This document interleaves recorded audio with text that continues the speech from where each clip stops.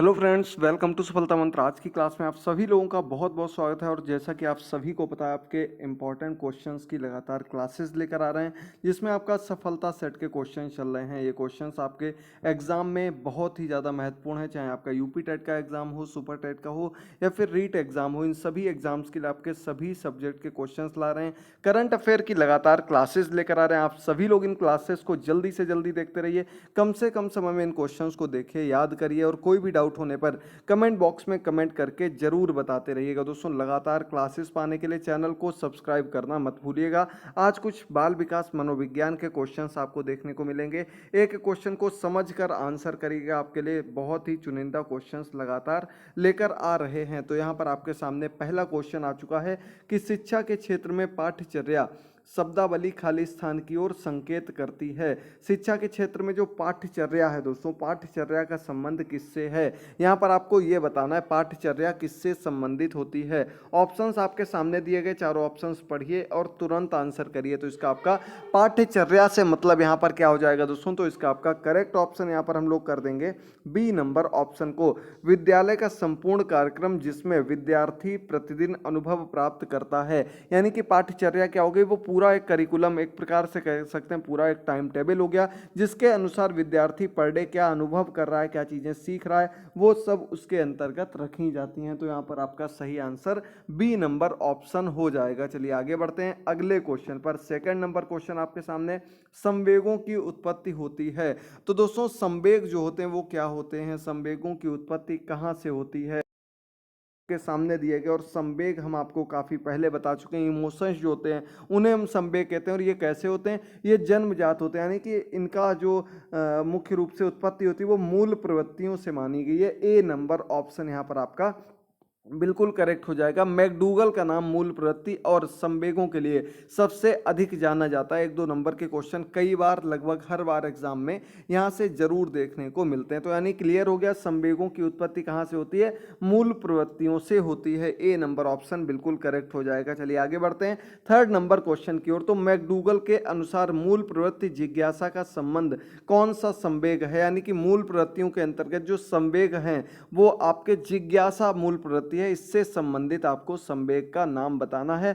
McDougall ने इसमें इसको क्या नाम दिया है। तो यहाँ पर दोस्तों आपका करेक्ट ऑप्शन क्या हो जाएगा, जिज्ञासा। जिज्ञासा कब उत्पन्न होती है, जब हम किसी चीज को देखते हैं। जिज्ञासा का मतलब क्या होता है, किसी चीज के प्रति बहुत ही ज्यादा कह सकते हैं हम लोग आकर्षित हो जाना, उसे बार बार देखना, उसके बारे में बिल्कुल भीतरी जानकारी को अर्जित करने के लिए बार बार उसकी ओर देखना, उसको समझना। तो ये कब होगा, जब आपके अंदर आश्चर्य आएगा। यानी कि इसके लिए संवेग जो हो जाएगा वो क्या हो जाएगा, आश्चर्य हो जाएगा। सी नंबर ऑप्शन यहाँ पर आपका बिल्कुल करेक्ट हो जाएगा। जिज्ञासा के लिए क्या होगा, संवेग आश्चर्य हो जाएगा, याद कर लीजिएगा। फोर्थ नंबर क्वेश्चन आपके सामने, निम्न में से कौन सी परिस्थिति में बच्चे का संवेगात्मक एवं सामाजिक विकास अच्छे से होगा। इनमें से कौन सी परिस्थिति आपको ऐसी लग रही है जिसमें कि सामाजिक विकास और संवेगात्मक विकास, यानी कि एक तो संवेग उसके बढ़िया हो जाए और दूसरा समाज से भी अच्छे रूप से वो जुड़ सके, सामाजिक विकास भी उसका अच्छे से हो सके। इसको लेकर आप कौन से कथन को सही मानते हैं। इसमें चलिए बड़े कथन है, पढ़ लेते हैं। पहला दिया गया, जब बच्चे को महत्व उसकी भावनाओं का सम्मान किया जाए। दूसरा, बच्चे को अधिक से अधिक पढ़ने को कहा जाए। तीसरा, बच्चे के कक्षा में अच्छे अंक आए, किया जाए, ऐसा कुछ किया जाए। और चौथा, जब शिक्षक द्वारा बच्चे को उसकी बौद्धिक स्तर के अनुसार पढ़ाया जाता है। जी हाँ दोस्तों, तो यहाँ पर आपका करेक्ट ऑप्शन क्या हो जाएगा, देखिए बहुत अच्छा क्वेश्चन है। और संवेगात्मक और सामाजिक विकास दोनों यहाँ पर कब अच्छे हो जाएंगे बालक के, जब हम बालक को क्या करेंगे, उसे महत्वपूर्ण मानेंगे। ए नंबर ऑप्शन मिल जाएगा। उसकी भावनाओं का सम्मान करेंगे और उसी के अनुसार उसको पढ़ाएंगे, उसकी बौद्धिक क्षमता के अनुसार उसको पढ़ाएंगे, उसको उसी स्तर पर आगे ले जाएंगे। तो ए नंबर ऑप्शन यहाँ पर बिल्कुल सुइटेबल माना जाएगा, ये आपका करेक्ट हो जाएगा। इसके अलावा डी नंबर ऑप्शन भी आपका सही होगा, दिया होगा, याद कर लीजिएगा। दोनों चीजों को आपको समझना है। अगला क्वेश्चन आपके सामने, किस मनोवैज्ञानिक के अनुसार विकास एक सतत एवं धीमी प्रक्रिया है। सतत का मतलब क्या, कॉन्टिन्यूअस, यानी कि लगातार चलने वाली प्रक्रिया, लेकिन कैसी है, धीमी प्रक्रिया है। यानी कि एक इसकी कोई बहुत स्पीड नहीं है, लेकिन लगातार चलती रहती, कभी रुकती नहीं है। तो 5 नंबर क्वेश्चन का सही ऑप्शन हम लोग किसको कर देंगे, यहाँ पर आपका सही ऑप्शन हो जाएगा सी नंबर ऑप्शन। ये स्किनर का कथन है। जी हाँ दोस्तों, स्किनर ने इसके बारे में कई चीजें बताई थी डेवलपमेंट के बारे में, ये आपकी सतत और धीमी प्रक्रिया के अंतर्गत है, इनका कथन था। अगला आपका 6 नंबर क्वेश्चन है, व्यक्तित्व विकास की अवस्था है। इनमें से कौन सी अवस्था दी गई है जो व्यक्तित्व विकास की अवस्था के अंतर्गत आ जाएगी? देखिए जल्दी से, तो व्यक्तित्व विकास की मुख्य अवस्था के अंतर्गत आपकी अधिगम और वृद्धि ये दोनों आ जाएंगे। ए नंबर ऑप्शन करेक्ट हो जाएगा। तुरंत समझते रहिए, आंसर करते रहिए। आपको कम्युनिटी टैब में भी क्वेश्चंस पूछते रहते हैं ताकि आप लोग हमारे साथ इंटरेक्शन कर सकें, आप लोग जुड़ सकें। आप लोग कमेंट बॉक्स में अपने क्वेश्चंस को भी पुटअप कर सकते हैं, उनके आंसर जैसे ही समय मिलता है तुरंत आप लोगों को दे दिए जाते हैं। 7 नंबर क्वेश्चन है, किस मनोवैज्ञानिक के अनुसार सीखने का मतलब ज्ञान का निर्माण करना है? यानी कि इनमें से कौन से मनोवैज्ञानिक ने बताया कि सीखने का मतलब क्या है? ज्ञान का निर्माण करना है। तो 7 नंबर क्वेश्चन का आपका करेक्ट ऑप्शन हो जाएगा दोस्तों, जीन पियाजे ने बताया था। जीन पियाजे के अनुसार सीखना जो है, अधिगम जो है वो क्या है? लर्निंग जो है वो ज्ञान का निर्माण करना है, खुद से ज्ञान को निर्माण करने को क्या कहा गया? सीखना। किसने बताया? जीन पियाजे ने बताया है, याद कर लीजिएगा। चलिए आगे बढ़ते हैं हम लोग अगले क्वेश्चन पर। 8 नंबर क्वेश्चन आपके सामने है, यदि आपकी कक्षा का बालक ई को डी तथा डी को ई पढ़े तो लिखे व पढ़े तो वह कौन से रोग से पीड़ित माना जाएगा? यानी कि कोई बालक है वो क्या कर रहा है? ई को डी पढ़ता है और डी को क्या करता है?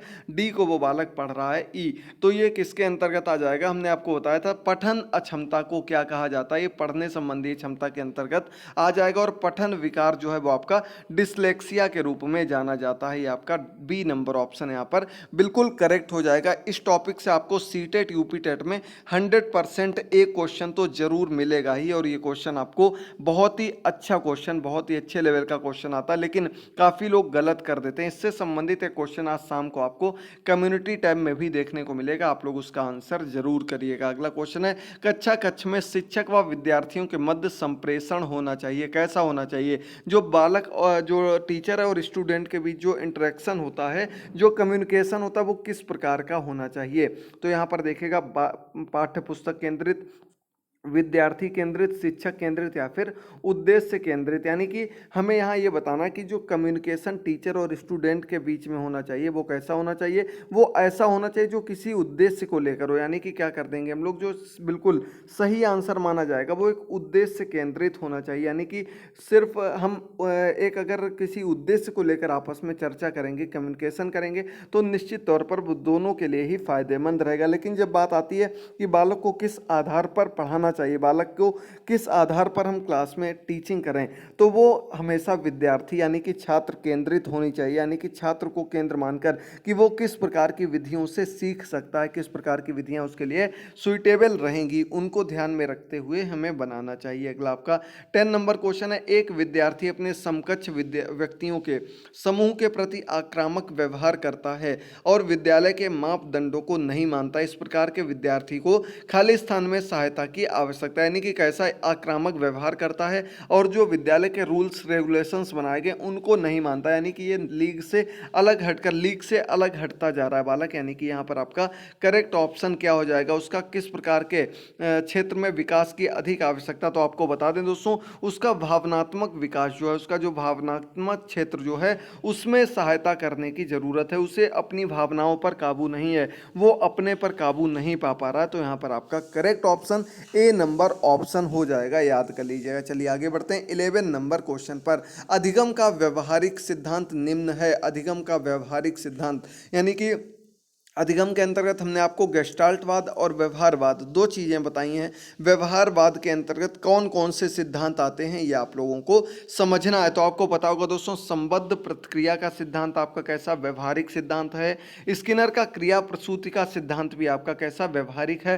प्रबलन का सिद्धांत या पुनर्बलन का सिद्धांत भी व्यवहारिक सिद्धांतों के अंतर्गत आता है। सभी मनोवैज्ञानिक जो थे व्यवहार को विशेष मानते थे, व्यवहार के आधार पर ही इन्होंने अपने जो प्रयोग किए, जो अपने निष्कर्ष निकाले, जो अपने प्रिंसिपल्स दिए, वो सभी व्यवहार के आधार पर दिए थे। तो यहाँ पर 11 नंबर क्वेश्चन का हम लोग डी नंबर ऑप्शन बिल्कुल करेक्ट कर देंगे।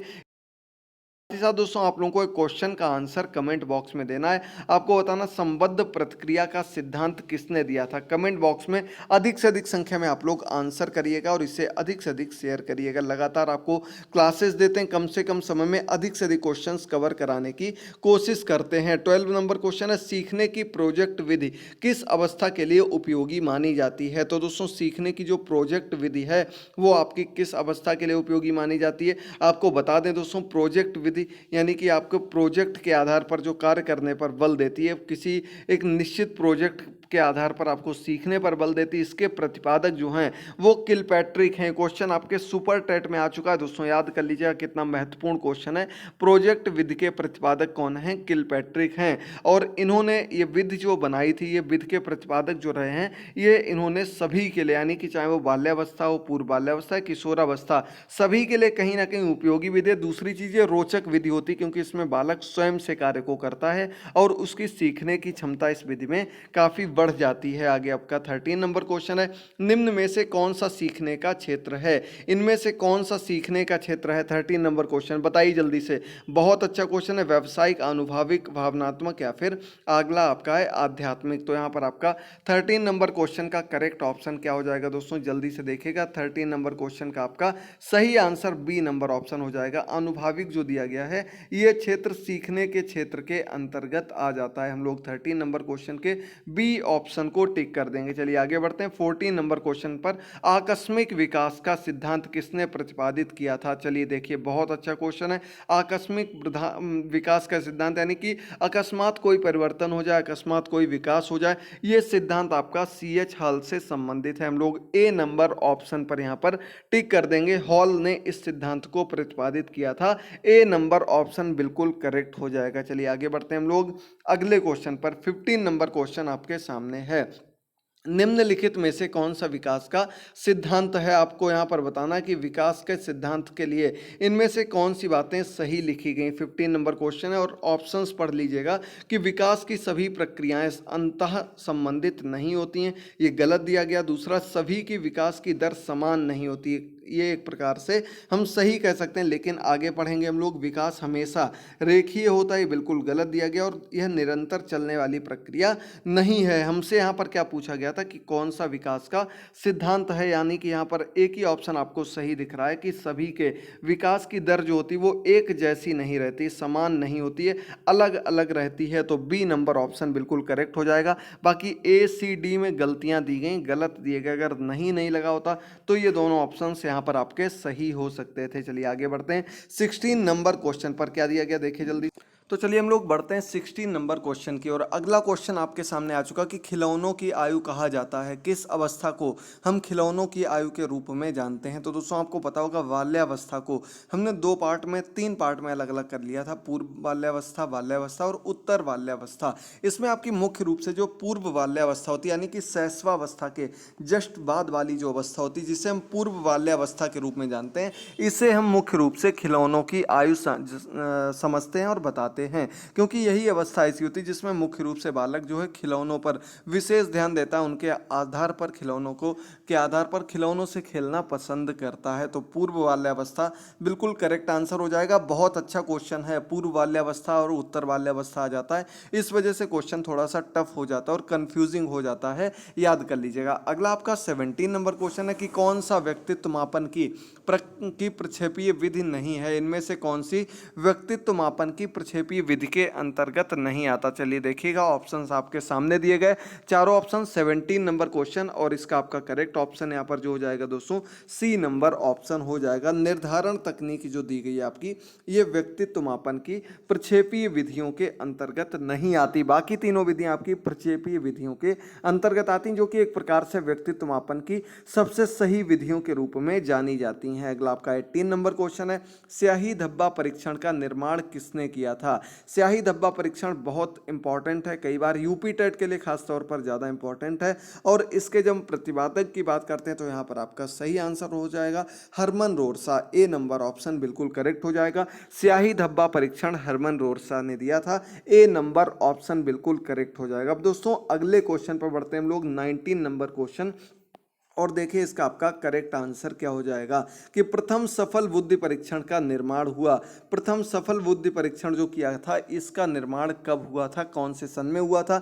तो ऑप्शंस आपके सामने दिए गए, देखिए जल्दी से। बाल विकास की क्लास काफी समय बाद लाए हैं, तो उम्मीद करते हैं आपको पसंद आई होगी। आप लोग जरूर इसे देखिएगा, शेयर करिएगा और इन क्वेश्चंस को तैयार करते रहिएगा। तो 19 नंबर क्वेश्चन का यहाँ पर करेक्ट ऑप्शन ए नंबर हो जाएगा। 1904 1905 जो था ये आपका सफल बुद्धि परीक्षण के रूप में जाना जाता है। एल्फ्रेड विने ने मुख्य रूप से इसका सफल बुद्धि परीक्षण सबसे पहले किया था। आज के क्वेश्चंस आपके 19 क्वेश्चंस बाल विकास से संबंधित कंप्लीट होते हैं। उम्मीद करते हैं आज की क्लास आपको पसंद आई होगी, सभी क्वेश्चंस आपको अच्छे से क्लियर हो गए होंगे। तो आज ही चैनल को सब्सक्राइब कर लीजिएगा। हमारे पिछले तीनों सेट जरूर देख लीजिएगा, जिसमें हमने एक आपका सेट दिया था हिंदी का, एक संस्कृत का, और आज हमारा बाल विकास का सेट, जो कि दोनों ही एग्जाम्स के लिए बहुत ही ज़्यादा महत्वपूर्ण, चाहे वो आपका सुपर टेट का एग्जाम हो या फिर आपका यूपी टेट का एग्जाम हो। मिलते हैं अगली क्लास में, तब तक के लिए जुड़े रहिए। थैंक यू दोस्तों, गुड बाय, टेक केयर।